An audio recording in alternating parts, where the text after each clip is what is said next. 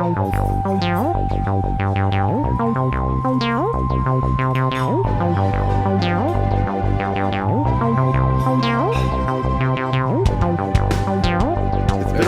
or Terrence? Whatever. Like literally whatever. Yeah, doesn't matter. Yeah, it doesn't Okay, matter. I'll just call you Terry. Yeah, sure. Cool. Yeah. So, well, Terry, thank you so much for being here today. Honestly, I see that you brought some beer along with you. Did, yeah. From my buddy, Phil. He's got, it's called, his company's R Brew, and he just started this line, Soundcraft. So we can talk a bit about that, get into that after the tea a little bit. Yeah. Totally. We got to mention the tea, too. Kayo-Tea. Oh, yeah. Well, Speaking of which, let's start off right away with the Kayo-Tea. So our sponsor, Kayo-Tea, supplies us with some delicious hand-grown, hand-harvested tea from the local Quebec region of Chelsea. No way. And we've got today a blend of lemongrass and the raspberry leaf. I found the raspberry leaf today, so I did a little duo. So good for you. Yeah. And I guess we'll lead right into it. The company is called Soundcraft. So the company's, sorry, it's R Brew. It's called R Brew. It's like ARBRU. And here, I'll toss you. Oh, yeah, Toss thank you guys you. a couple cans just so you can check it out. Beautiful. So it's called R Brew. It's down in Mallory Town, and it's essentially like a New England IPA. My buddy started this brewery a little while ago. Him and his dad started a cidery, and then that's been doing really well. So my buddy wanted to start his own brewery. And the main thing with his brewery, the reason why it's a little bit different, is because it's the first destination solar-powered brewery in Canada. So it's like you can go. There's like a lounge. There's a whole thing. What's destination? What do you mean? So it's the first destination, as in you can actually go there and hang out and it's a chill spot. Oh. Otherwise, there's Instead a few of strictly a brewery. yeah, type and they're of thing, just they just send their stuff out or whatever. So they actually built a place there. They're gonna have bands through. Really? Yeah, he's just setting it up shit. now. So Wow. definitely That's it's a good awesome. thing to keep in mind and hit him up because he's doing Oh, Terry, if he's looking for a sound tech. literally they're they are down in Mallory Town, but they're gonna be doing some events and they're looking Sweet. But yeah, just briefly, he essentially hit me up and was like, "Hey man, I have this idea to feature artists on a beer," and I'm like, "Hey, that's pretty cool." Didn't really think anything of it. I thought it's a great idea. I'm like, definitely try it out, whatever. And then he hit me up a few weeks later. He's like, would you want to be the first feature? Because, we're good friends. We go way back. And he saw that I was, still doing music over COVID. And he's like, yeah, it'd be cool to just collab and do something. And I was like, yeah, sure, man. It sounds great. And I didn't really think anything of it because it's so hard to get into the LCBO. And there's so many hoops you got to jump through and things. So I thought, absolutely, that'd be sweet. But the amount of times that some people approach you and say, let's do this cool thing, how many times does it actually happen? So I was like, hell yeah, man, go for it. And I would want it to happen. But in my mind, I don't know, part of me was a little bit apathetic over the years, And so I was like, that'd be cool, but who knows, whatever. And I kind of put it to the back of my mind. And, but my buddy, he's got a drive, man. He's if I should have known better, because if he sets his mind to something, he'll do it. And he hit me up again a few weeks later. He's like, hey man, we just got accepted into the LCBO, and that was crazy because it's super hard. They've been denied a bunch too. You have to try a bunch to get in there. Man, it's not easy. It's I've learned about the whole thing of creating your own business or promoting yourself as an artist. Even it applies to artists back in the day. I hear about rappers in the 90s, when they were trying to get studio deals and stuff. It's you got to just get in there and fail a whole bunch of times. So it could, weird relation, but Kentucky Fried Chicken, KFC, the guy failed 43 times before someone was like, yeah, we'll sell your chicken. Isn't it crazy? And the amount of artists, I find that it's nuts. The amount of absolutely globally record shattering artists that have been denied so many times by record labels, and so then you many see the art they examples. actually do end up doing. It's wild. It's crazy. It's how did someone deny this? And you realize that a lot of times at the start, they weren't that great, or they had a really great idea, but they couldn't realize it because they didn't have the backing. They didn't have the years behind them, right? So it's tricky to see raw talent sometimes. Like there's so many artists that are really great, you know. That's funny. That really applies to what you just said about the beer. Actually, you were like, oh yeah, that'd be cool, but you just kind of like let it go, and it's like something. But then all of a sudden, he put the work in and like and then got there, and you're like, oh shit, okay, this is happening. Like, and so, anyways, so it's our brew. Check it out. So dope. Yeah, check it out. Is it cool if we link it in the description? Yeah, for sure. Absolutely. Everybody who's listening and watching on video, we will be linking the I guess the Instagram, their Facebook, and their Twitter. I'll plug that in. Totally. Yeah. And actually, if you guys end up picking any of this up from LCBO, there's a little code there, QR code. I was trying to think of the term, but you can scan to play Terry's song. Yeah, it goes. So awesome. It just links to Spotify. Yeah, this idea. We're gonna build like a landing page and like get a proper thing going, but it goes right to Spotify, and it's just the artwork on there done by Mojo Valley. She's in the UK.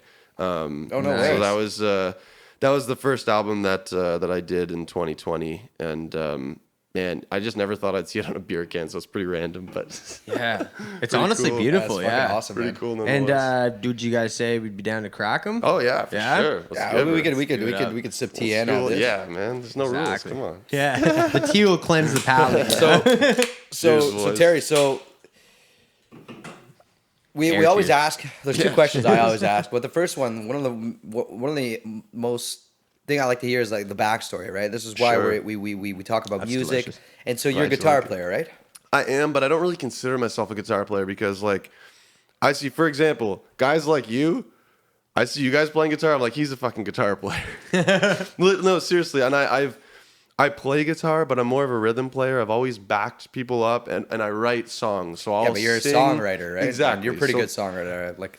Thank you, dude. No, I appreciate it. Honestly, likewise, man. It's really nice to be sitting in a room with, talented musicians. Just everyone, like, we're all doing the same thing, and it feels really fucking good. I absolutely agree. Yeah, man. The sky's the limit, and it's one of our goals to like just get people on here, talk about the podcast. Yeah. Not the podcast, but talk about music. So yeah. So how did you come to find your love for music? Like how young were you when you started even picking up a guitar or backing a band or decided that you were, naturally going on this path? So I do remember I was about, I want to say, honestly though, like growing up, my dad, like he was always playing music. He always had a guitar lying around. He would always be jamming like the Stones and Dylan and the Beatles and stuff. Sick. So like since I was young, like the whole time, I have pictures of me with like 4 years old with like an acoustic and my dad, and we're all just jamming. And he's showing me stuff. I can't play, but I only really learned how to play guitar because I was a bass player at first. So I want to say, is this place haunted? No, it's the wind. Okay, because I mean that'd be pretty cool. But so, anyways, to answer your question, I was about 11 when I started writing songs.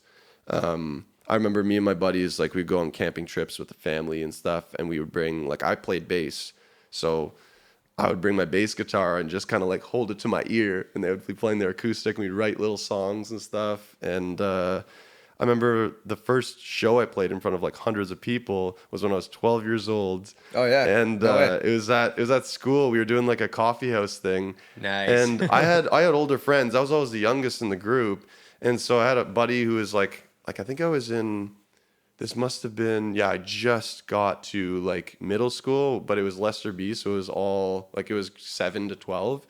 So I had in my band, I was grade 7, my next buddy was grade 8, my cousin was grade 9, our drummer was grade 11. I was the baby in the group. And we had to try out. And I remember going in a room full of like a bunch of grade 12s and teachers and be like, all right, do your song. And I didn't have a guitar with me, and I was so like nervous, I like shat my pants, like not actually, but like I felt like And from then on, that scared me so much, and I actually did it and I got through it, that stage fright for me wasn't really a thing after that. And so like I just felt good about music, and from then on, so I would say like starting around 11 I was writing songs and in various bands in high school and just going through, but it was always like I was playing bass or I was like a rhythm guitar player. Damn, so. And I was going to say that's almost like a great life lesson at an early age. Yeah. It's like that kind of face your fears sort of thing where it's just like you go right into the most like uncomfortable, almost legit situation, and then you're like, fuck it from here. Oh, like, honestly. Realize nothing bad happened. Like, yeah, it's funny how that works. I mean, I do I do still get a little nervous in like solo situations. So I've been starting to play solo gigs recently. Now that things are opening up, and yeah, it's a little bit weird playing solo for me because I'm so much used to like being in a group setting. Or I don't know if you guys have realized this. If you play a stage where there's like, you play a stage where there's like the room is packed, or it's a festival or something. There's a lot of people, a lot of high energy. For me, that's like a walk in the park. For me, the difficult ones are when there's only a few people and it's kind of like a more quiet room. And they're like stuff. concentrating on you and shit. Yeah. That's fair, dude. Yeah, I actually fair. relate that to how I feel around like family or like close friends. Like Yeah. it's like I even told Guy this. Like I was like practicing in the basement a set list, and I was like, man, just having like one of you down here working out next to me or like nearby, like it's like just like makes me on edge. But then you're standing on stage in front of a bunch of people, and it's like whatever. Yeah, it's the vibe, right? Weird. Like it's super I think it's weird. vulnerability in a way. It is, yeah. I remember. I forgot his name. He was Lou. He's one of the teachers who does the program. Oh, Lou DeMillo. Yeah. Yeah. Yeah, and I remember him. He was like one of his lessons. He was saying that like, being nervous when you go and play on stage just means that you care. Yeah. And that really stuck with me, man. I was like, oh shit. I love that. I mean, love that for sure. Lou nerves DeMillo are. is a great dude. He's one of our teachers in music industry arts. Okay, at Algonquin. Yeah, great dude. I don't think nerves ever go away. One of the things that I try to do is just not to give a fuck. Yeah. And also be well rehearsed and well practiced, because those two are gonna like really add on to whatever kind of shit that you're going to bring to the stage to value like your entertainment, right? So just like what, fuck this, like and almost in a not egoistic way, but be like, what I'm doing, like they can't do. You know what I mean? So like, who are they to judge? You know what I mean? Exactly. But in a more like respectful manner. Yeah, Obviously. and it's in an individual. Like I'm doing this very specific thing. I have this very specific niche, and this is what I do. And so, if they're here to see that, I'm gonna do that, and that's exactly. It's like they don't do this, I do this. They do something else. Like I'll go see them, or I'll go hit them up if I need. Like my window's changed, or like if I need to like for whatever you do in your life, it's like people are really fucking good at that thing usually. 100%. And so if this is your thing, just like it's almost hope like for the best. It's almost like a take it or leave it approach in a way that I've started to view it, because for a long time you're like, play a show, you're like, oh fuck, some people don't come out, and you're like, oh I'm not good enough and blah blah, and all that shit that happens in your mind, right? And then to kind of understand that that's just noise and that's not even important. It's just noise, You just keep doing you and keep fucking playing. Exactly. And another thing too that I've heard this a few times, but it's so funny because we overanalyze and we overthink the amount of energy that other people put into us. When you actually think about it, people don't really give a fuck about you. Like really. And it's super liberating. It is. Yeah. Because we think, oh no, they're gonna think this thing, and the most someone will ever think is like, oh, like you played a wrong note, okay, and like they'll give you 5 seconds of their time. I know exactly. Everyone's fucking busy. Nobody gives a fuck.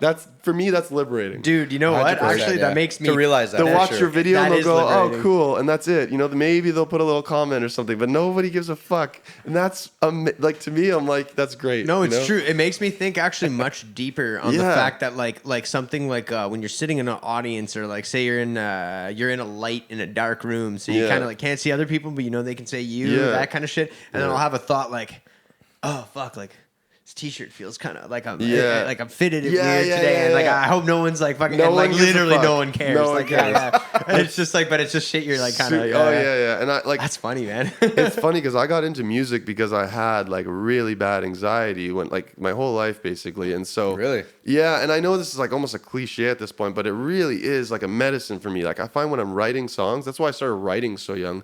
I had way less panic attacks.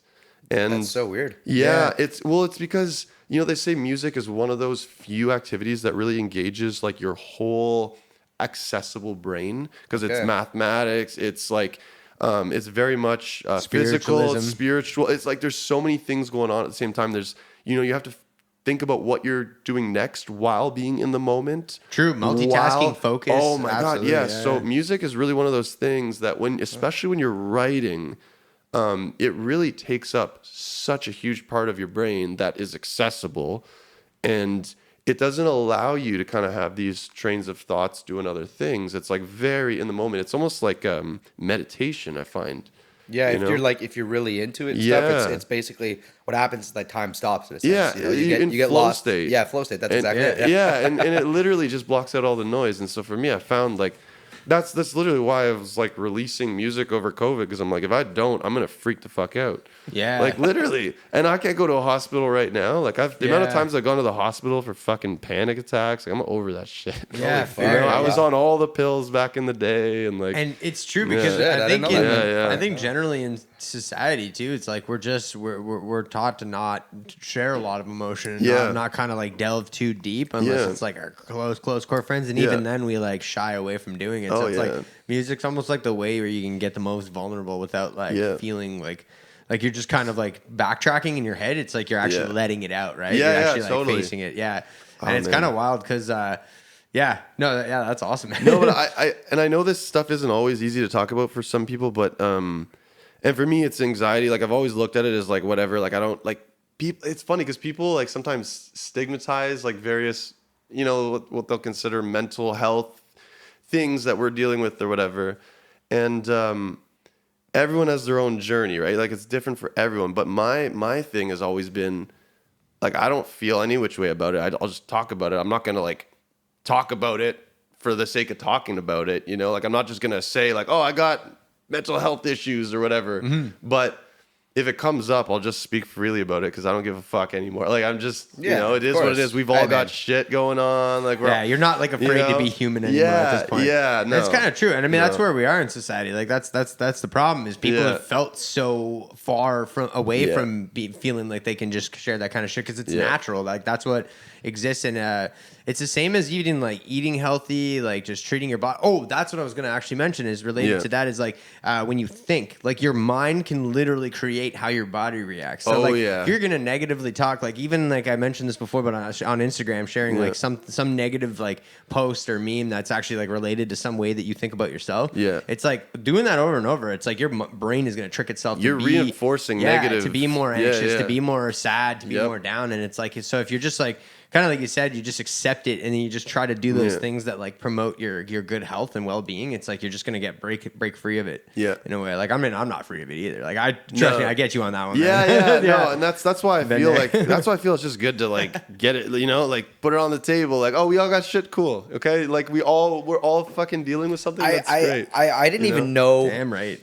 What anxiety was until I was like 26 or something. I swear to God. Like it's I didn't even know. It's much more common than you think. It is. I definitely for sure everybody gets anxiety. I want one. Exactly. You know what I mean? That's so for sure, me like it's not like great. Like it was never like fuck but there's definitely nervousness or just anxiety in general. Like I've definitely had like now I'm able to like kind of notice it more. Exactly. You know what I mean? And now, but before when I was like before I was smoking a shit ton of weed. Yeah. That it's funny because that helps and it doesn't help. Well, it's just like booze. It's like you might feel good in the moment. Sometimes for some people, weed really helps. For me, I have a really weird relationship with weed because there were years where I smoked a lot of weed, and then there was times where it's like this is the worst thing for my health, like mentally. Yeah. And so I had to be really careful with like any kind of drugs, like growing up, because like I definitely dabbled, but it was one of those things that I realized pretty quick. Like my mental stability is not like my mental state is not as stable as the average Joe for sure. Like I know that.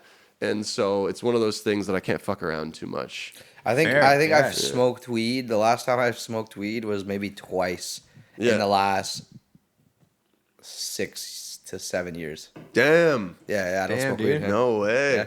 That's awesome. A lot of people are fucking like, what the fuck? Yeah. No, like a stoner and something. I don't know. Yeah, no, and it's funny because I quit for 7 years, like straight up, did not touch it, and then I want to say around. It was just before COVID. My brothers came back from the West Coast, and we were all chilling. And they're like, "Hey, we have some really low THC stuff. It's really nice. We know you get anxiety. If you want to try it, like, it's totally like it's not going to do much." And I tried it, and I loved the buzz. Like I was like, "This is just very calm," and I ended up like.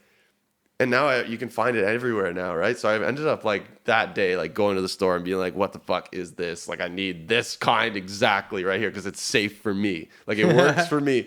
And I ended up smoking like 6 months straight, like every day, like 3-4 times a day. And it was just went from nothing to like, this feels so good right now. And I was recording music and I was just like really in a lot of flow state. And it was COVID. And my particular situation was I wasn't doing a whole lot other than music. And it just felt really good at the time. And then it started not feeling good after a while. And I was like, all right, it's time to, just hop off the train. This is my stop, man. That's good. Know your this body. This is my stop. I'm getting off here. And then, it's been a long time. Well, like since then that I haven't. Sorry about the mic. No, it's all good. It's all good. I was just like, it was just dropping a little. Oh, yeah, that stands a little pain. No, it's all good. That's fucking that's well, like Justin's like a weed pro. Like, yeah. If he like he works, I was gonna say I consume pretty much. Yeah. But also like he works in the industry and he has a lot of knowledge too. Like when he's helping people buy like what choice should I do, sativa, all that shit. Something that he helped me with personally was taking CBD. I don't know if you've ever fucked with CBD. Yeah. But like the CBD that's like no THC in it, Yeah. And that helps. Like that brings me to like a normal like I just take a tiny bit in the morning with a coffee, and it just like nice calm state. Do you smoke it or do you have the oil? I have the oil. Okay. Nice. Yeah. So I didn't even know you could smoke CBD. Yeah. There's flower for sure. Yeah, another cool one for that actually you guys might enjoy, which is coming around a lot more prominently now, is CBD isolate, which is actually it's like white powdered form CBD, so it's like pure concentrated CBD. No way. So you just mix it in with anything. Yeah, like coffee or something. That's the beauty of it. Water, yeah, it's so pure that it can be mixed in with drinks and food, and like it's always good to have fats and oil based stuff just because it usually mixes in better. And it digests better. But because it's so pure and it's just like I said, a white powdered form, you can actually mix it in. A big common thing now is putting it in with dabs. So when people do those high concentrate, it keeps you level, right? It kind of like levels out because CBD tends to slow the absorption of THC in the brain and also let it like kind of like pass through your system a bit like more gently, right. By not making it like hit your receptors as hard. Like that's kind of the general. Like there's more to it, but that's how tea works. Actually, the caffeine in tea is actually a different chemical compound than in coffee. Yeah, and it's a slower rise to a similar peak.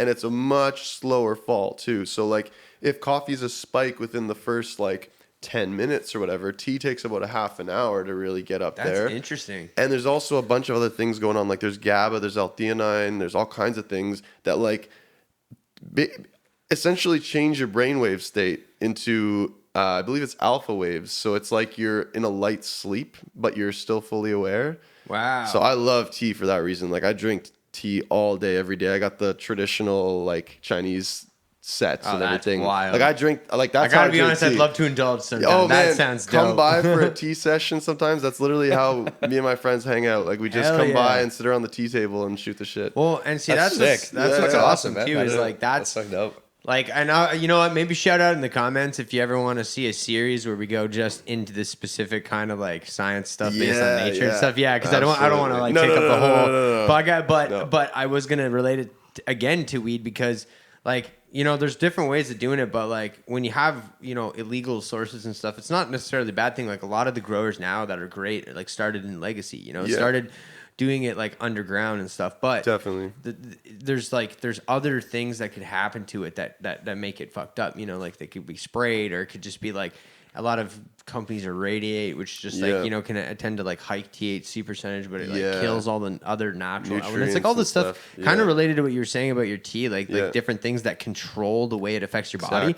So like Kayo-Tea, which is like one of the higher terpenes, like if you mix that in, like that's kind of doing the same thing as tea, and that's why I bring that up again. And I always mention that shit, but like it's because it kind of like it makes THC go to your body receptors, your CB2s more so than your CB1 in your head. In your head. So it's the same kind of idea. It's like you still get the high out of it, but you're getting more of a gradual. So I think it's just proof that nature in general, it's cool to be able to like know these things knows what's and up. like literally just do things to help orchestrate your body's functions. Like because that's another reason why. Because I even find the same thing. It's like I'll stop. Like I consume a lot for sure, but like it's like there's some days where something hits me in a different way though, you know, or maybe like I feel like I don't want to do it at a certain time, and it's like because I've learned to know my body as well, but I also I consume very like consciously, like I'll consume certain things at certain points. Well, I mean, sometimes you just do your thing. And sometimes you're just getting fucking high. Exactly. But when you're kind of curating it as like, oh, I'm trying to start my day off with like a little anti-stress, and maybe like focus because my brain just tends to overthink.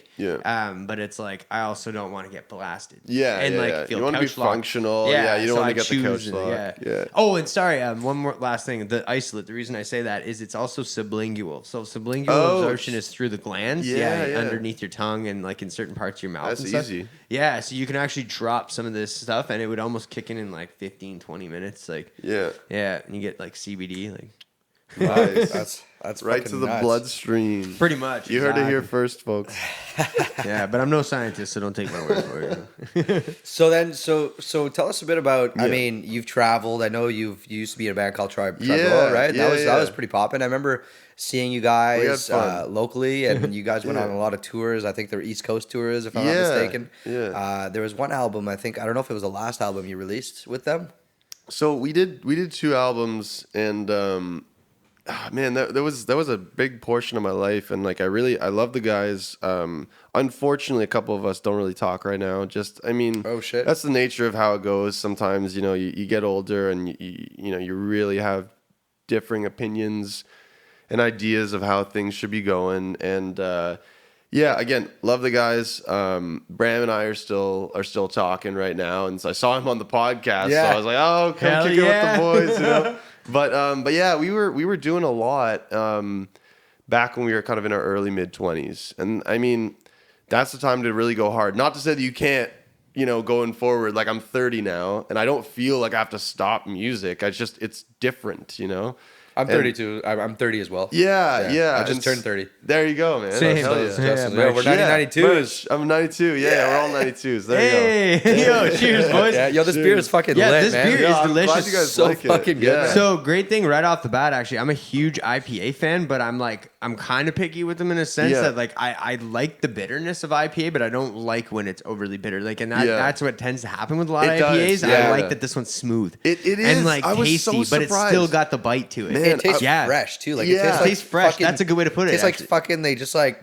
took a barrel and just like captured like river water or some shit. And like they it's made not beer as out of sour and dank. Yeah, it's almost like they put like fresh, like crystal clear glacier. They helicoptered glacier water. Fucking like guy on a fucking rope, and then they just took fresh ice from the mountain. That shit's legit, man. The glacier water thing. That's legit. Speaking of the fact that you like tea too. This all ties into. I was out in Alberta at Lake Louise, and there's a hike there that has like it's a pretty easy hike. Like it's an hour and a half, 2 hours or it's whatever. Like a trail kind of. It's thing? Like a trail. It's a pretty good incline, but it's like again it's paved or not paved, but it's like dirt that's flattened out and like really taken care of. Anyway, so you get to the top and there's this tea house that's made out of like big wood log cabin. Right at the top, crazy. And you can see like crazy mountainscapes and shit like through this one little spot, and it's called Cabin in the Clearing. Right now. Yeah, Cabin in the Clearing. I actually stole the name and then I burned it down when I left. But it's called Lake Agnes Tea House. But they use actual glacier water for their tea. They use like straight up glacier water. And it tastes. It's such a different taste, and the minerals in the water bind differently. Wild. They literally like the composition of your water. Water makes up 99% of what tea is. And so it's so important where you get your water from. That actually makes a lot of sense. It's huge. Because I found that's what I noticed. It was like the flavor was the same as what I expected, whatever type of tea you got. But the minerals draw out different things in the water. It felt as though it was more velvety and like prominent. Like it was more pronounced. It didn't feel like I was drinking tap water where you get that almost like fluoride, like weird, like bassy taste. What's the it's chlorine? almost like soapy in a way. And then you get well water and you're like, oh shit, this is like clean, salt. but it's a bit of a you could smell it too, sulfur to it and shit. It's crazy. The other day, well, not the other day, but a couple months ago, I don't know why it makes me think of this, but I was like trying to meditate. Sometimes when you go to bed, like sometimes my brain goes off and it's like, fuck, I have to go to sleep. You know what I mean? Because I got to work and shit. But yeah, and then one time I was just like I was practicing meditating, like breathing techniques, and even a 5 to 10 minutes before bed, man. You just sit there and you namaste. Yeah, that's it. And I was Namaste listening right here. Yeah, I was listening to like a fucking it's like the gong. Yeah. But then there's river water like flowing like in the fucking thing, and I swear to God, I got into like a level of like, dude, I was smelling like the water. It was nuts. And I was just in my room. Yeah. That's dope. It was fucked. Oh, yeah, It never man. happened to me ever before. No, sound and our senses are so linked in so many ways that we don't realize unless we really pay attention sometimes. And I'm not really practiced enough in this to really know what the hell I'm talking about. But I do know that there's been a few times where I've been really, really in like a deep meditative state, and it's crazy. It's like you're on a fucking journey or something, and like you don't even have to take drugs. It's it's incredible. One thing that I do sometimes on the topic of tea, there's this tea called Baihao Yinzhen, and it's basically like the earliest tips of the tea buds, and they have this like white silvery like velvety kind of hairs on them, and it was originally reserved for just like the emperors and stuff way back in the day. And so it's more expensive, but it's really like this pure, it's got the highest count of L-theanine, and it has a lot of these like really interesting compounds that do different things in your brain. And I swear this stuff, it's like you're high, but like you're like flying. Like when you drink it, it's like you're in like flow state to the next level, and it's like you're melting into the floor, and you drink. Can you like send me like where I can buy some? Really try, man. It's crazy. Holy shit. One of the first times I had just regular tea, like it's just tea, but it's the type of compounds present. Like you would never find this in normal like bag tea or like it's a very pure. It's just all the right stuff, and it essentially relaxes you. You find this body like muscle relaxant basically, and it puts you in that alpha wave state. Wow. And it's incredible. Honestly, tea is one of the reasons why I was able to like stop smoking weed back in the day, because it gave me similar feelings without the anxiety. Like and that's why I quit weed. Yeah, literally. Weed gave like heightened my anxiety. Man. Yeah, that's actually when I started knowing I had anxiety.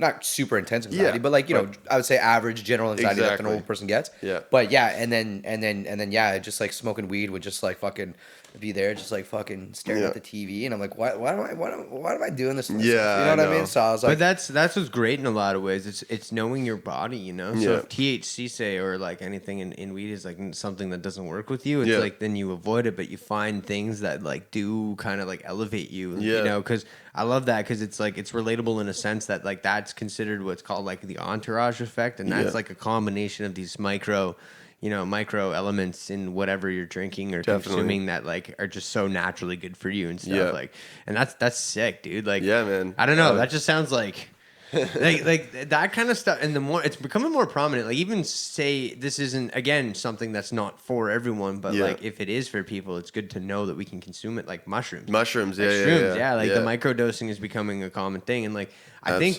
think my main point has nothing to do with mushrooms or drugs or tea or anything, but I think it's just the fact of like as humanity knowing that we have access to these different things, that if we like actually take the time to learn how they work with our bodies. You know, it's like so many benefits to it. But it's funny how we don't know a lot about this shit, though, because it's just like it's not common reachse. Like people are doing more research now, but I don't know. Like I'm not trying to be all a conspiracy theorist about it, but it just makes me think sometimes like we don't. It's crazy have a broad knowledge of things. No, and it's crazy how far advanced we are in some areas and not others. Right? That's a fucking good point. Yeah. Like if you think about the timeline of history and stuff. Like there's been various ages where humans have been essentially on top, and then like you go into the dark ages, for example, and it's like we go back 500 years for a while, and then we slowly build back up again, industrial revolution and all this stuff. Totally. And it's like where are we right now in terms of like technology? Because they're also finding all kinds of shit around that's like proving that like ancient cultures had technology that we're just figuring our shit out with again. Yeah, legit. You know, like for navigation and for like it's crazy the kind of stuff that humans could do back in the day that we don't even know about right now. Like they're still finding things that are like, oh, we actually knew like exactly how to pinpoint where you are on the earth like 1,000 years ago. And you know, we just figured that shit out in the last like 100 years. Like what? That's wild. You know? And now we can all do it on our phones. Yeah. So, but my point is like this thing with the mushrooms and the tea and whatever, and like, you know, clinical trials of acid and other things. It's like we don't know what these things can do. We don't have the full potential because we've been, you know, a lot of things are so political that they just get in the way, and we don't have. It's true. It reminds me of the school system, man. Even like, you know, like the school system, like they don't fucking teach you about finance and shit. No, like and that's something I'm super interested. Like learning how to like, you know, stocks, learning how to manage your own portfolio, like and all that shit. That's what I've been learning for the last like fucking 4 years. Yeah, or like definitely. Really intensely the last like 2 years. Definitely, man. I just started a landscaping company. And I wanted to talk about that actually. I'm just learning all this shit now because, again, like I saw, you know, you see the meme where the guy's like, taxes are too hard. I think I'm just gonna go to jail. You know, like that's how I feel. I haven't seen that one. No, legit. Man, that's how it's like. Man, this made me think of like even like when you related to indigenous cultures, like they knew their shit. Like they know their shit. Yeah, like, you know what I mean. Like you think of what they practice. Like as far as traditional like goes, you know, like whether it's healing herbs or using the earth or like sharing the land and being one with like it's like they knew all this shit and it just got fucking whitewashed and destroyed over time. You know. And it's like you said about knowing things way back. It's like, we knew how all to this heal the shit. body naturally, and like might not have been in a textbook. Our friend like Kayo-Tea, the one who makes the tea, is a ninjas. Okay. Yeah. So he's like he grows it on like Algonquin like territory, I guess you could say, and like it's actually from that. It's actually from like the teas that he's selected is healing properties. Yeah, that's true too. He does actually curate his list really, like based on like even the raspberry leaf. He was saying like he kind of marks it down. Yeah, and it says like it's good for like digestion. Yeah, exactly. No, you're right. Like, indigestion, like having like contractions, like really painful sort of stomach issues, like you know. And there's I don't know. It's weird. It's just like it's like you said. Like it seems. Again, getting maybe more deep into it, it's like it seems so planned over time. If you really look at the way humanity is designed, like it's like it's planned to keep us so like jaded from everything. Just so one track minded. It's like so true. We could be so ahead of the game if we were like like imagine if we were this conscious when we were in high school and we weren't like eating pizza in the cafeteria every day and eating like shitty frozen food. Like imagine if we were conscious of like what we were consuming, how we were chatting with each other, like how we were like not being stigmatized for having to go take a piss in the middle of French class. You can't. Why is that so accurate? No, you can't leave, right? You can't leave. And then I'd be like, I'm gonna leave. And then they'd be like, go to the office. And I'd be like, okay, I'll go to the office for having to do a human bodily function. Like what the fuck? It's so crazy. For being here for some, thing that maybe I don't technically want to learn. Like, and it's not to say that certain language. I loved high school. I loved high school for the social partying aspect. Yeah. I fucking did not care about fucking high school at all. And in fact, like, I even went furthest to the point where when high school was over, there's a thing, because we went to school in Quebec. Yep. So there's a thing called Cégep. Yeah, so it's like right down the fucking 11, road. Basically, right? Or grade 12? We have grade 11, but Cégep is college. Yeah. But we end in grade 11. That's our Secondaire 5 or whatever. It's our final year. Yeah. And then you don't have to go to Cégep, but you can. It's college, basically. But then a lot of the fucking same people from the schools just like go back to go. They just transition over to Cégep, and it's like now I'm going to fucking extended high school with all the same fucking people. You know what I mean? So like I went to Algonquin College instead, like away to try something different. You know? But it just reminds me of like the school system in general and how like they don't teach you finance, they don't teach you like anything. No. Yeah, like, and it's just it's just all stupid. Like I just wanted to ask you guys a question on that kind of topic. Like so aside from music, what are you guys doing right now? Like I'm just interested in what artists do with their days. Sometimes like how are you, keeping going with music, but like what's your day job? So basically, I just work like a standard 9 to 5. Yeah. I guess you could say like a standard 9 to 5. But like it's basically like, so I personally, for me, I was, doing jobs like before. It was like, I was a security guard at one point. I was a third line cook at one point. All these different jobs. I did a lot of life, bro. I did a lot of like construction. I helped one of my buddies build a house. Yeah, nice. So I did a lot of like manual labor too in the past. So I'm like very knowledgeable at that. Also, I used to live in like this like Victorian house. It was super sick. It was our family's. And and that thing was like really old, and there was always something to fix, So I learned how to do all that stuff too on the side. But like, music has just always been there for me too.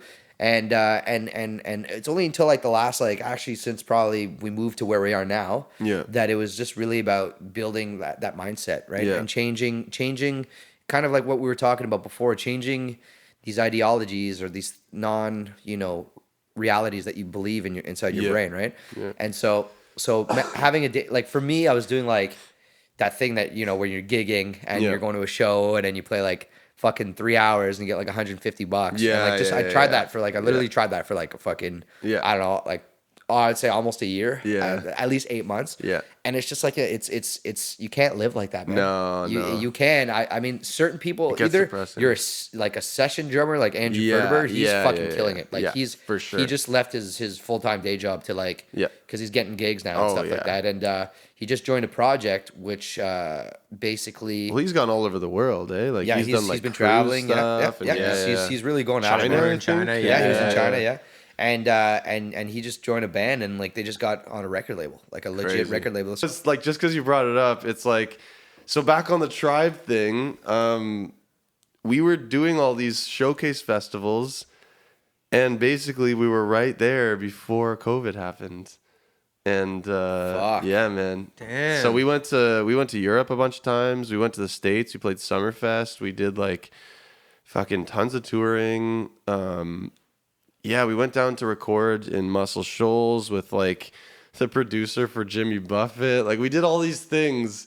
That was like kind of leading you to... with our management and stuff. And it was like, It was fun. I mean, it was just, we just kind of, for certain things, like I see various people in Ottawa doing, like various things that are like really cool. And like, so that was our kind of time when we did some cool stuff. And we're like, oh, cool. We'll like play this festival in Portugal, and we'll do this thing in Sweden, and we'll go to France for Midem, and like we had a couple years basically where we did some really cool things. Sick. And it was leading somewhere, but yeah, essentially COVID happened, and like we were all in our late 20s. We were all drifting apart. Like we're boys, but man, we had different opinions, and so fuck. But just because you brought that up, I was like, man, literally, like we were right there. Yeah. Fuck. Yeah. Well, man, like, so and just to kind of go back to that, like to answer your question, I guess in a sense too, like it's just whatever do you believe or whatever do you think that there's a fucking like I'm 30. Yeah. Like right there, that to me. For me, the way I see that is like that's just a fucking wall to be knocked down. That has nothing to do with anything. That has nothing to do with anything. No, Yeah. You can look at who's the fucking famous chef? What's his name? Anthony Bourdain. Yeah. Look at Anthony Bourdain, man. He was a fucking chef in New York until like 40, and then he fucking exploded. Yeah. So again, so it's a fucking myth, and it's just another. It might almost seem like. Not rude, but I fuck. That's an excuse. It is. That's an excuse for me. No, you know what I mean? 100%. That's like 100%. Fuck that. It's bullshit. I don't fucking believe that. Well, dude, that's why like after the whole thing happened with Tribe and like things were starting to kind of, we realized that, I mean, it just kind of drifted apart. Like it was just we were putting in so much time, and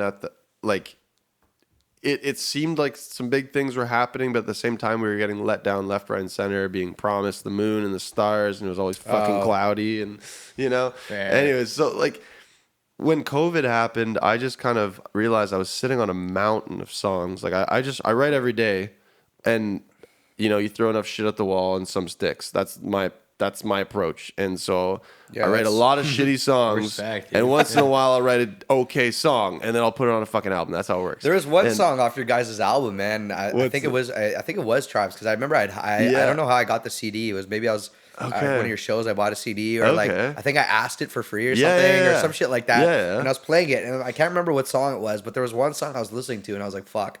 Like that would be a hit. Like that would be like a fucking hit. Oh man, fuck. Yeah, like so I get what you're feeling. Yeah. Like I understand like what you're saying. I just feel like, you know, personally, like I've told myself so much bullshit, you know, in the past. Like, oh, this is so like going to like, you know, I was like, all right, well, like this isn't working. Yeah. You know? Yeah. So like let's do it a different way. Well, that's the thing is madness, right? Don't they say that madness? Definition of insanity. Yeah, the Albert Einstein. Yeah. But like what I mean is like for me, I was like, oh, I'm just playing these fucking shows. I'm not, you know, there's no stable income, blah, blah. So I'm like, why don't I just do something different? Why don't I get a good job? Yeah.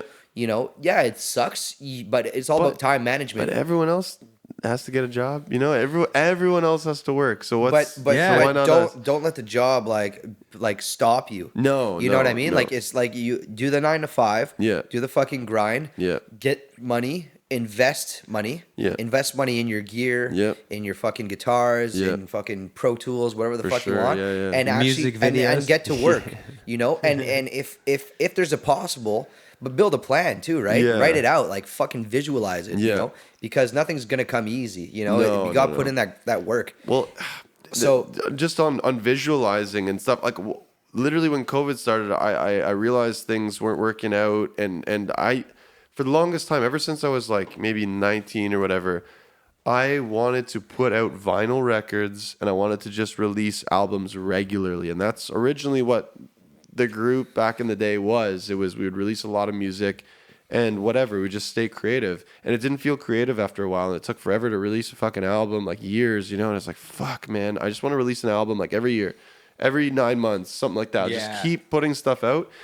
And it doesn't all have to be perfect. I just want to do it.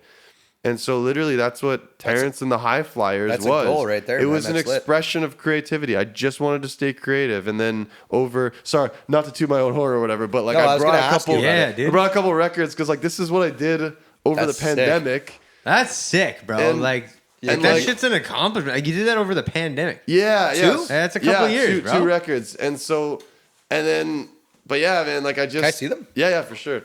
fuck, we're definitely gonna That's fucking wicked. And actually, Wow, man, man, I'll, these are I'll nice. while guys looking at them, like I'll touch on another point that I think relates to that. I was watching a video that I thought it was really funny because it was like this person was like, I think they were like one of those TikTok like lip syncing a script from a movie or something or a fucking TV show. But the person was literally saying like they were like, oh yeah, here just look over to showing- this camera Bam. while. I'm just showing. So that was the one I released this time Look at last that. year. Look at that. But I love how like you have the fucking like on the back. yeah. You have like the vintage like We were trying to go for the vintage I was layout. gonna say it so gives sick. me a Beatles vibe. Yeah, like or Stones. or man, Stones. like I love those '60s bands, the Byrds, the Zombies, Yeah. especially like the Beatles. Obviously, like for me, it was huge back in the day. But like I started really listening to like all the bands around that era, and I just love it's so funny because you look back and you go, oh, it's tacky, or oh, it's this, or oh, it's that. But the vintage, like there's something about it for me. The music for sure, but like even like the way that like the artwork and some of the like the pressings on the records, like it almost looks like so sick. it almost looks like I don't know, like it's so not what they do today. No, Even though it's vintage not. is coming back, but it's like I just wanted to kind of emulate that Fuck, style man, you have a a lot little of bit. songs. No, agreed, Holy dude. Shit, there's 2 sides on each one, eh? Like Yeah, even yeah. just the stereo with the arrow, Yeah, like yeah, even literally just those yeah, little like things. the font usage is like. Thanks, man. I didn't know that was gonna slide so much. Yeah, no, it's like. But yeah, and that's why it's been. Thank you, dude. Yeah, and that's no, why it's- it's like yeah. So it was like somebody was lip syncing, I guess, like a script from something. But it was a funny video because I like it was. Well, I'll explain it, and then the moment clicked for me. It was like. Oh yeah, like what are you trying to do with when you go into the situation? Like, say you're going into an education field, or like you're going into a new hobby or something. What are you trying to accomplish with your life? Like, what are you doing today? It's just like, oh, I don't know, man. I'm just trying to live and be happy. Yeah, And yeah. he's just like, oh yeah, but what do you expect out of from the outcome of that situation? Yeah. And he's like, well, I don't know. I'm just I'm trying to trying to live. vibe and Yeah. like, just enjoy my time. Yeah. And then it's like, yeah, but what's the end goal of that thing you're going through? And it's like consistently, like that's the answer. He's like, that is the end goal, is happiness. And it just kind of clicked for me, and I was like, fuck yeah, no kidding. Like, why are we doing all this shit? You know? Yeah, for like an end goal. But it's funny because I related it. Yeah, you got to know your end goal, but also have like just have fun with it. Like you were saying about having your grind and your passion. It's it's good to be conscious of like a layout and a plan. Like always have that. Don't get me wrong. Like don't execute. Like don't have a plan not to execute. Like you said, like work, fucking do your grind in the meantime. But it's like, but while you're doing it, just have fun. Like even when I'm at work and it's like, fuck, I hate being at work, but I just like, I don't know, like some stupid funny little shit happens and I just like, I choose to focus in on it and laugh at it, you know, and just be like, you lean into it. Yeah. And I was like, that was a good part of the day, you know, and it's like, maybe it sounds arbitrary or it sounds hard for people to wrap their head around, but you know what I mean? Like that's the goal of life. So it's like, you're going to get to that end game regardless, but just be happy while you're doing it too. Exactly. You know? Like, 100%. Yeah, it's true. Cause the creativity can like, I totally understand. Like for me, man, I can relate so much. Like at one point in my life, I was just like forcing myself to practice guitar because like that's what I want to be. You know, I want to be a fucking really good guitar player. Yeah, which you are, by the way. Yeah, but I can get Don't give me that fucking look. I can get better, is what I mean. I can. There's always something. But a technique that I found was, you know, when you do have those dull moments and you do come to like these things, it's like, well, you know, look for something else that's related to music to fall in love with, you know? And then, so like, oh, I don't want to play, well, I can learn about amps, you know? And then it's like re-falling in love with a different aspect of it, which comes back full circle. And it comes to me because now I want to start playing guitar, you know? Totally. You know what I mean? So like, and see, that kind of advanced, shit fucking helps. That's so true. And that actually ties in great to the point because you advanced, you worked on yourself, you found out something new, but you did it with like, something that you enjoyed. Like you weren't like going into a textbook and being like, fuck, this is dumb. Like, you know, you were like, oh yeah, amps, man. Like, you need that little spark that's like, oh, like I really like this. And you don't need to like all the technical stuff right away. You just need to like, oh, I like learning about new tones and I like vintage gear. And that's all it takes. Totally. Like that's all it takes. Like, that's where happiness stems from. Yeah. Like, yo, I'm gonna be like super like basic with like you like fucking knitting. Like it's just like, yo, go on a knitting website and find your favorite color of knitting sticks. That's it. And then buy them. And then all of a sudden you're gonna be like, yeah, dog. I got purple knitting sticks. You know what I mean? Another point on that is for learning music. I've learned this. Is like. The worst thing you can do, especially when kids want to learn music, because I used to work at, like I said, Eric's Academy of Music, and they were teaching. I was mostly just helping with admin stuff, and I would teach a little basic guitar. But what I learned is like, you don't want to get too heavy into theory right away. You just want to ignite that spark of like, oh, I like music and I like playing songs. It's like, okay, well, what songs do you like? Let's grow that from a spark. Let's build up a little fire. So, like, if you just like some pop stuff with 4 chords, let's learn those 4 chords. Let's hammer them out. Let's fucking, let's go. Like, let's learn what you want, and then you can get into the nitty gritty when it makes sense. Yeah. Don't, like, the opposite way, you're never going to find. Forcing a kid to, like, fucking, like, you need to practice. Dude, but it goes for anything. Like, even as adults, like, if, like you said, like, getting into, like, you know, learning different like mechanics, financial things or whatever. Mechanics, change a tire first, yeah, you know? Yeah. Well, like, but just like for me, like I get like I do landscaping now, and it never started that way. It started with I love tropical plants because I went on, you know, X amount of vacations when I was younger or whatever, and I just always was attracted to palm trees and like tropical fruit and stuff. And that's where my love for landscaping started, was just like, oh, I'm in a different world. This is so different. This is so crazy.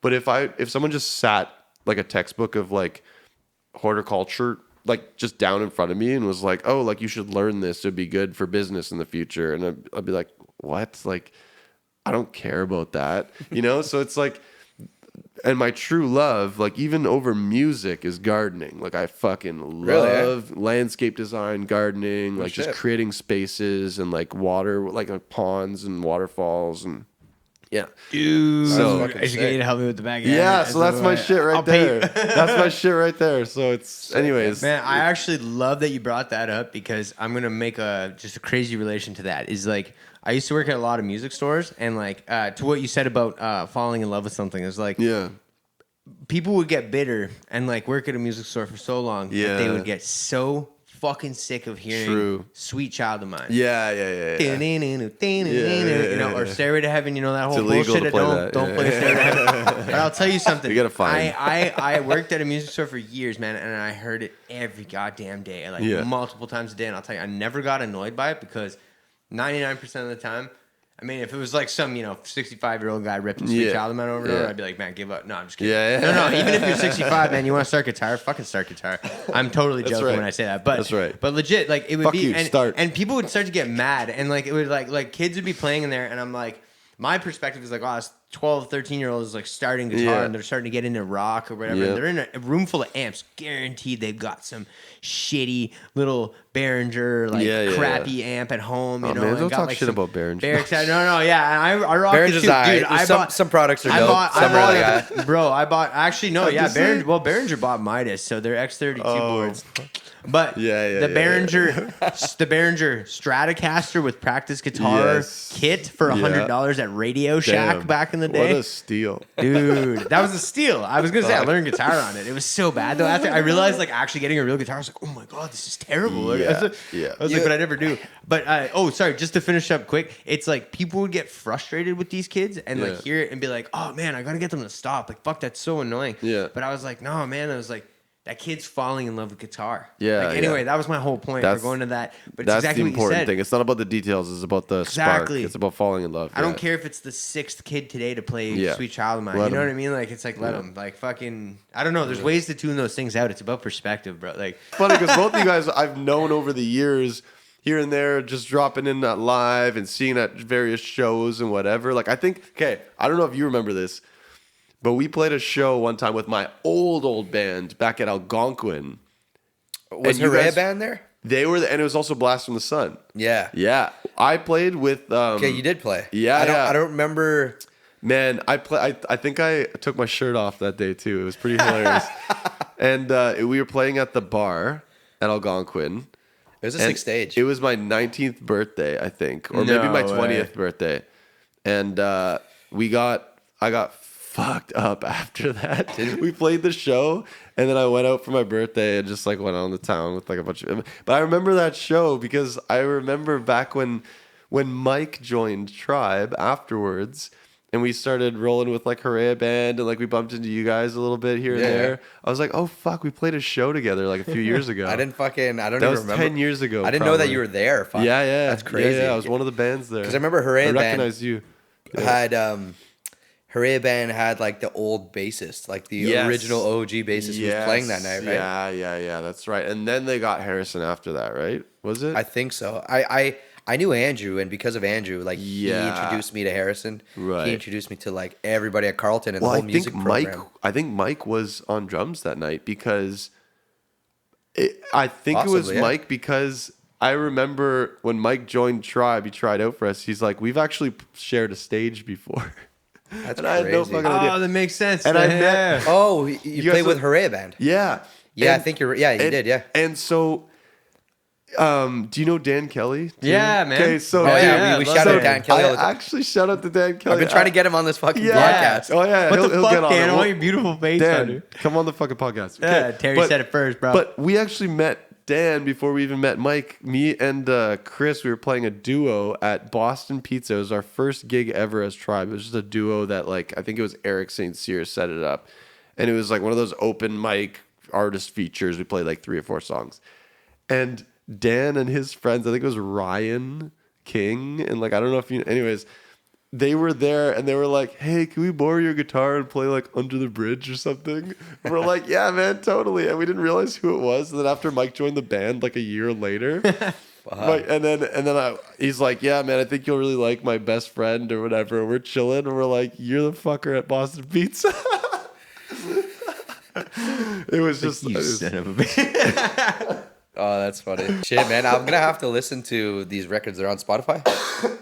Yeah, I got they're on Spotify and Apple and whatever. Like I just went through CD Baby for the release. Man, I did everything myself basically. Jason did all the drums we recorded at his studio. And yeah, over COVID. Okay, so anyways, to sum it up real quick. Yeah. Jason had been doing some things with Tribe. Jason Colson. He's a drummer. Okay. Yeah, he's probably about 10 years older than us. Anyway, so he's not like, he's in a few different circles. He's like in the OG, like Ottawa, like gigging community. We were buddies through Eric, who I worked at the School of Music. And he's just a really solid drummer, really great dude. So we started hanging out, and sometimes Tribe would need like a fill-in session drummer or whatever, because at that time Mike was getting really busy and he was constantly double booking. Like, I love the guy, but holy shit. But constantly double booking, and it just wasn't working out. So anyways, Mike left the band, and like we got Jason in for a few things, and we went to like Muscle Shoals to record with Jason. He's like super solid. Like, the guy's a living metronome. Like, he's perfect on drums. Wow. All these songs are take one, by the way. Like, this guy is an animal. I don't even show him stuff. I show up in the morning for our recording sessions. So we started hanging out. Anyways, long story short, Jay and I are good friends. I'm like, hey, I want to do some solo stuff. We start hanging out. I would show up at like 11 in the morning with my tea or whatever. We'd get set up, and he'd be like, so what are we playing today? And I swear I would just play like 30 seconds. And I'm like, it's kind of like this kind of vibe. And like, we do this little change here, and we jam it once or twice. And he's like, press record. And it was like take one every time. No, he's just he's an animal, man. Like, he's an animal. And a couple of these songs was like, oh wait, we should do this one thing. So it's like take two or whatever. But like, the guy is like, we recorded this whole album, like both of these albums, drum wise, like in like a couple morning sessions. Like, damn, that's sick. so he has his drums constant, like permanently just set up. They sound amazing. And so I would go in there, we just do the sessions, and then I take my sweet ass time recording the other parts. Bram played on a few of these, like bass. Right on. Cool. So I played on about half the album bass-wise, and then I recorded all the guitars. My cousin featured on one of the tracks on this first album. And he's in the military, so he doesn't get to play guitar a lot, but he is unreal. Like if you ever listen to the track Lonely, number 10, he plays the lead guitar, and it'll melt your face. Like, it's insane. Sick. Yeah. And we've been hanging out for years talking about, oh, we should do a little thing or whatever. And then it was right before COVID. He came by. We had shawarmas and a few beers. He was in town. And it was like, I had a demo for the song that was the right, like, time signature and everything. And it was the right, like tempo and stuff. And I'm like, hey, do you want to just rip some guitar and maybe I can put it on an album? And he's like, oh yeah, we'll see. Sure. We were like drunk and stuff. He just fucking melted my face. We were hanging out, and he's like just going nuts. And it was like, whoa, man. He brought his, that's it. Yeah. He brought his orange amp over, and he just like had it like, and the guy like doesn't play guitar anymore, and he's fucking unreal. And so anyways, he featured on a couple tracks on the next album too, because I'm like, I can't not have you on there. Hell yeah. So that's the idea. Was Terrence and the High Flyers would be, I would write the songs, and then I would just hit up local friends of mine to feature on guitar solos. That's awesome, so like maybe we could do something at one point. 100%. You know, like, I was thinking that before you started talking about this. I was like, it'd be cool to even write a song. Or just like, So I know this would be kind of like pushing it maybe style wise, but if you ever want to do some kind of intricate rap, man, I've been thinking about experimenting. I don't need to cuss. You know, I don't need. Or more rhythmic, you know. But that's the idea. That was the idea just for me. Just have fun with it, like. Yeah. No, that was the idea with like originally was like I write so many songs, and I didn't have an outlet at the time because Tribe was so like fixated on a certain thing that we were doing. But yeah, I just had a mountain of songs, so that's really what I did over COVID was just get some of them out there. That's dope. Yeah. Good way to spend the time. Yeah. I mean, honestly, what did you guys do? Like in terms of you guys were working on you just released that the music video. Yeah. And actually, funny enough, okay, this is crazy. I'm gonna shout out to my man Randy Mazia from Salem Trials, the band, their local metal band. But he actually wrote. This is at the very beginning of the pandemic. Salem Trials, like Salem Witch Trials. That's a dope name. Yeah, I know, That's right, dude? Name. You should see their logos and stuff. It's crazy, like their shirt. But yeah, like I lived with him in the apartment before we ended up moving in all together here, and then Randy moved out. Now we got our new roommate and everything, right? Yeah. So we had our studio here before, but Randy and I lived together prior to this, and we at the beginning of the pandemic actually wrote an entire album with a couple other people. Yeah. And it's like, Somerville. Yeah. Yeah. I was just talking to Randy. I was gonna say, he's sending it off, and like, there's things to work out. It's a whole long background story. Dude, like, they have like fucking 6 songs in one like Pro Tool session. Yeah. Like they have like, it's crazy. But like straight up, shout out to Randy for things I've ever it. seen. Like it's like a crazy. Probably takes like 2 minutes just to load, man. It's like literally 6 full fucking there's like songs. 65, 75 tracks or something. Like it's some crazy shit. Like because he programmed all the drums. He did like, He's and now we retracked with a bunch of like because this has been forever, right? But now he retracked a bunch of real drums. We actually did it here in the basement when Zach was coming over. We were like tracking real drums in the basement. They had a sick fucking setup in our basement. It was like blankets, like big moving blankets, like those moving. They had just like a fucking box and two layered on each like end of it, and man, it was like you drop that down, it was dead in there. Yeah, and you could clap and like you like almost it would be muffled. Yeah. And then there's a female vocalist on it and like myself on it, and it's but it's this whole thing where it's like it's kind of like.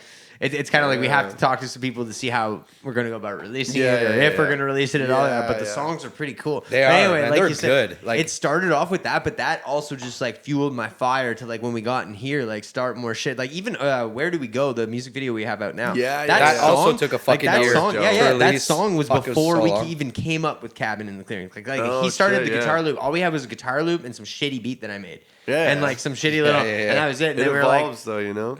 That's it over time, and it was weird because we were like, okay, well, let's put in the time, let's put in the effort for this podcast, let's do that. Yeah. And now it's like you guys said earlier about just time and enjoying it. It's like, man, I don't regret a fucking thing about the last like year or two, man. No, like living here and like all the music we've made, and like you said, look, you have 2 records. You know, I look at it in the same way. We don't necessarily have like records, but it's just like it's the same idea where it's like, man, we had nothing. Yeah, and we just put our minds to something. It. Now we have something. Dope. We have a crazy music video. We have a crazy podcast series. It's one of the goals too to move into like a house that like a big house. Yeah. You do whatever you want. But at the end of the day, man, is we hustled, but we loved it. Like, dude, and that's what I mean by I don't regret it. It's like, man, I had nothing but fun over the last year. Like straight up, like I've just had a good time. I've learned a lot about myself, and I've learned a lot about other people. I got to hang out with fucking awesome people like you. Yeah, you know, like, and I just mean that because it's like I genuinely appreciate it. Like getting to sit here with different people. It's crazy because man, like how much that we've influenced each other. Yeah, like just like man, like I'm listening to hip hop like every fucking day now. Yeah. You know what I mean? While I work and shit, I'm practicing more guitar. And always continuing. Like that's how it goes. And I don't know, man. Yeah, it's like for sure. I mean, I feel like that's when bands get famous is like in their between 20 and 30. But it's like man, not necessarily though. We're in a different age now, man. We and are, like, the sky's the limit, man. It is. Now it's the age of I just try to not, passion. Because I've thought of that so much, to be completely honest. And that was one thing that was actually like in a way not holding me back, but like being aware of it, you know. And I'm like, fuck that. It's probably not even true. No, exactly. It's kind of like the thing that you said, like where fucking people are not even thinking of you. No, that's it. That's it, dude. No one gives a fuck. You know what? Let's remember this. That's gonna stick with me, man. Dude, let's remember this right now. Like all of us, let's remember this for 5 years from now when we're fucking super successful doing this shit that we're doing right now and having a good time. We're just gonna look back and be like, man, we were dumb for ever doubting it. Like, you know, because it's like it's gonna happen. It's just gonna happen because we live it. I would be happy with just being. I'm so sorry about your mic. I keep seeing it drop. I'd be so happy. Like, man, my real goal stands here, is I'd like to influence other people in positive ways, and I'd like to be musically recognized. Yeah. If I could be like internationally recognized, like I don't have to be this fucking crazy fucking star or whatever. Yeah. I just want to be fucking like recognized for guitar playing. Yeah. You know what I mean? That's my goal. Man. Just change people's day too with music. Like, well, you know what? I'll tell you. That's another thing. Okay, so on the point of people don't give a fuck about you, people do know who you are at the same time. Like whether you realize it or not, it's a double-edged sword. It's like people aren't thinking about you all the time every day, but if your name comes up, they're like, oh yeah, I know that guy. He's fucking sick of guitar. Or I know this guy. He's like doing things with hip hop right now. Or like I saw that video or whatever. Like if it comes up or like through, you know, venues, like people are going to live, they're like, you know, shout out to John at live. But like that's another thing too, is like what I realize is people aren't thinking about you all the time. So A, people don't give a fuck about you, but B, people know who you are. If you're releasing stuff and you're active, you're contributing to the mosaic that is Ottawa's music and Canada's music. And honestly, this shit's international. So most of my record sales are actually from Australia, Mexico, fucking like I didn't sell any records here. Like I have them in the record center and like a few local spots. I've sold Crazy. 10 locally. It shows you that people listen. You ever seen Searching for Sugar, man? Yeah. The motherfucker was famous in South Africa. You didn't even know it. You didn't even know it for like 30 years. Yeah. But sorry, so, continue. No, so what I was going to say is like I did not focus at all on Ottawa over COVID. What I did was I hit up a bunch of international pages on Instagram. Like Instagram was the big thing for me over COVID was I would hit up like all my free time at night, I would just be like DMing people and be like, "Hey, like, do you have a second to check this out?" Or whatever. I love hearing that because that just shows me that you're hustling too. No, well, that's I was gonna say, it literally works sometimes. So like I got lucky on some occasions. Like I had when I first released one of my singles, "This Could Be the One." It's on this record. I released it. I didn't think much about it. It's a little bit of a beachy vibe, and this vintage influencer called Rosemary Retro. She's like 20 and she does all this like vintage fashion shit. She found my song and she was like, "Holy fuck, like I really like this. Can I share this on my TikTok and on my channel?" And I was like, yeah. And I checked, she has 100,000 followers. I was like, yeah, you can. And then it was like, boom, overnight, like 100,000 plays, you know, like literally. Sorry. No, but I was just going to say like, that's literally what I did over COVID was like, when I released these records, I would just DM like big, like on pages on Instagram, like retro rock or like a 1970s or whatever, like any pages that feature like old school music. And I would DM like out of every 100, 95 of them wouldn't even see it. And the 5 that would see it, 3 of them would leave you on red. 2 of them that actually responded, 1 would be like, nah. And the one that would be like, yo, I actually fuck with this. Like I'm going to share it. Has 400,000 followers, and then boom, it's worth it. I fucking love to hear literally, that shit, no, yeah, literally, bro. It's so funny. dope. I agree with him, man. It's actually kind of blowing me away because I thought of that when I saw your Instagram. I was like, he's got over 13,000 followers. But that was just from shout outs. Like literally, it doesn't mean 13,000 people are paying attention at every time. But regardless, though, that's it's still a fucking because I was like, man. I was like, you legitimately have good music. Like, and I'm saying that from a deep down like perspective. Like, it's like you do, and it's like regardless, that's gonna change people's lives. But that extra work that you put in, it like physically shows on your page. Like it physically shows just in the fact that people tried to give an effort to support you. Like 100%. Which is a great, like, numbers aren't everything, but you know what I mean. Exactly. Like, I got to a point where I'm happy right now because if I release a record at midnight and I don't do any promo, I'll have like 20 people on my YouTube being like, "Oh shit, new song." Like, I'm just at a point where there's like a small following of people that actually give a fuck. And so I'm like, I'm happy. Like, I'm literally like, hell yeah, I could just release the music for the rest of my life with a small following of people. I'll put out a vinyl and I'll sell 100 copies, you know, and I'm happy with that. And like, maybe it'll grow, maybe it'll be more, but if not, it's like literally like you're talking about visualizing like what you want to do, what an end goal is. You're living it. And well, it's literally just like, I was like, I want to release some records, and if just a few people care, that's enough for me. And it actually started to happen in the sense that it's a very modest following, but it's like, I realized that I'm actually fulfilled because I'm putting some music out and there's a few people out there who are like, "Oh, I fuck with this. This actually, like," you know, the odd time you get a comment where you're like, "Oh, like I heard this song and like I just broke up with this person. It's like helping me get it." I'm like, okay, that's cool. Like that's great. Or like my grandma died and this reminds me of her. I'm like, that's fucking weird, but I'm happy that like it. No, like, yeah, but no, like actually, for like, sure, though. Like, happy it affected. It's funny in some way. that just like random people are like, "Oh, I found this on YouTube and I fuck with it." It's like, all right, that's great. Hell yeah. Because it's like it's weird. You think of it as such a box, and then you're like, No, it's like these things are having an effect. Like, you know what? Actually, I'll take a second. You just made me think of something else. I'll take a second to shout out Jessa. We've had her on the podcast before. She made us our cabin in the clearing shirts. Yeah, man, t-shirts, man. Those are dope, by the way. Yeah. Thanks, man. And she fucking listens to every one of these episodes, and she always shares it on Instagram. She's always like, yo, that was really dope when you talked about, and I'm like, you're actually sitting and listening to each one of these. Like every time they come up. That shit is like, and we've been friends since you're like 15. That's 15 years. I just think, man, beautiful. Keeping an open mind, acknowledging that we don't know everything. 100%. And it's, especially with the podcast too, like I could see it, man. It's just growing and growing. Like maybe not the views on our YouTube is not as optimal as they could be. I'm still learning about that. That doesn't matter at all. Like literally. But we're on Spotify and Apple Podcasts, which is huge. And you can see the stats, and it was like every single fucking time. I swear to God, it's just slowly growing. And then slowly growing. It's even crazier. Like people from Argentina, people in Australia, people from and we're like, man, thank you. Yeah, legit. Yeah, thank you, and shout out to just loving it and listening. Like legit. It helps, and it's just nice. But isn't it crazy? Nice. Isn't it crazy how like, even though you got to show love to Ottawa, you got to show love to your hometown, but it doesn't actually matter anymore. Like it's people international, are people, bro. It's international, man. It's crazy. Like you can reach such a wide audience now because the internet.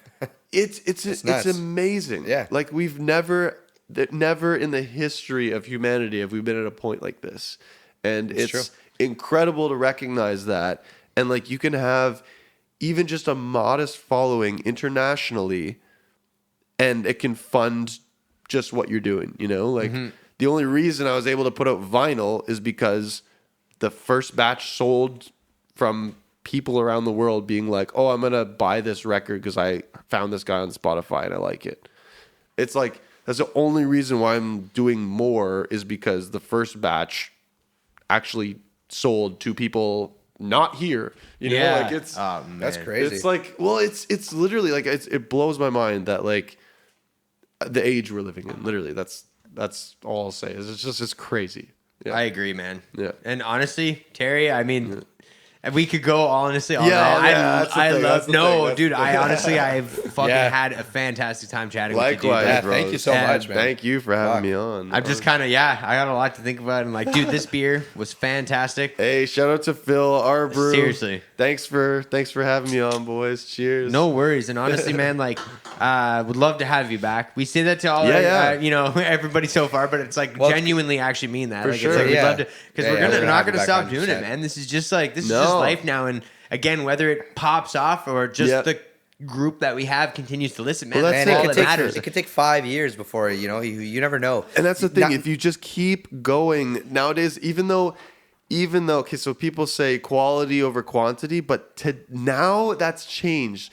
Quality and quantity. Yeah, we can do both. Yeah, you have to keep going and keep putting content out. So don't worry about worry about perfection necessarily, because the thing is that's oh man, actually, okay, I'm gonna end on that. And I'm not gonna go too deep into it. But that's a problem with today. Is perfection became a thing that is a necessity. Yeah, like perfection almost it's wrong. It's wrong. just like, man, you could have wrong. It's true. It is wrong. It is wrong. You could have one day where you go and you perform on stage, and guess what? You're maybe in a nice jazz band. Maybe you fucked up your beard that day. Maybe you cut it a little wrong. Whatever. Yeah. Just like, man, it's inconsistencies and whatever. But what I mean is that, like, just keep doing what you're doing. It's like, people are human. The ones that look at it and criticize it because of like little things, fuck them. They're just looking for a reason to call you out. They wish they could be you. Yeah, little things, man. It's like, we're human. We're always gonna make mistakes. We're always gonna look at all the videos online of people fucking up. And like doing stupid shit. We laugh at it, and then you realize at the end of the video, I'm not sitting there judging that person or criticizing them. No. Again, people don't give a fuck about you. Again, people don't care. So it's like, at the end of the day, just live your dream, live your shit. Enjoy life, man. And I could say, like, even if we didn't record all this right now, I just enjoy talking to you, man, and hanging out. Bros, it's like, but we got it on fucking video. There we go. Yeah, we're gonna definitely link all your shit in the description below. Personally, thanks to everybody who was listening. And thank you, Terry/Terrence. There you go. For coming on, man. This is fucking sick. Yeah, we'll definitely do a follow-up in the future. Man, who knows, 6 months down the road, or maybe even a year or something. You can just tell us what album you just released. Well, I've got one in the works right now. I gotta say, I'm really. I'm working on one for the fall. So cool. Slow burn. Yeah, slow burn. Just to end it off, what song does this little scanner bring you so to? this goes to an album. This goes to this guy right here. It is the album. Perfect. I just wanted to clarify for anyone listening. Yeah, so this goes to Butterfly Window, which is the first album by Terrence and the High Flyers. Yeah, so it'll bring you to Spotify. We're gonna get a landing page with all the Apple and everything else. But yeah, that's where it goes. If you and it's in now. We just learned it's in 30 locations in the LCBO, like across Ontario, and they're getting orders. Like Orleans, they've ordered like 14 cases.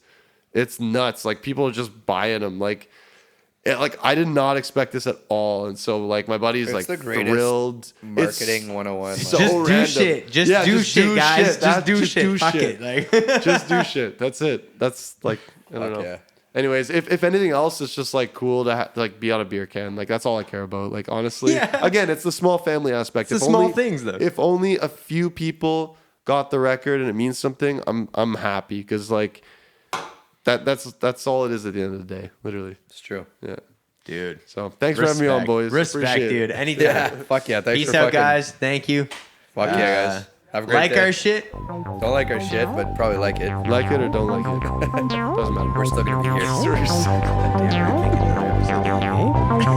Damn,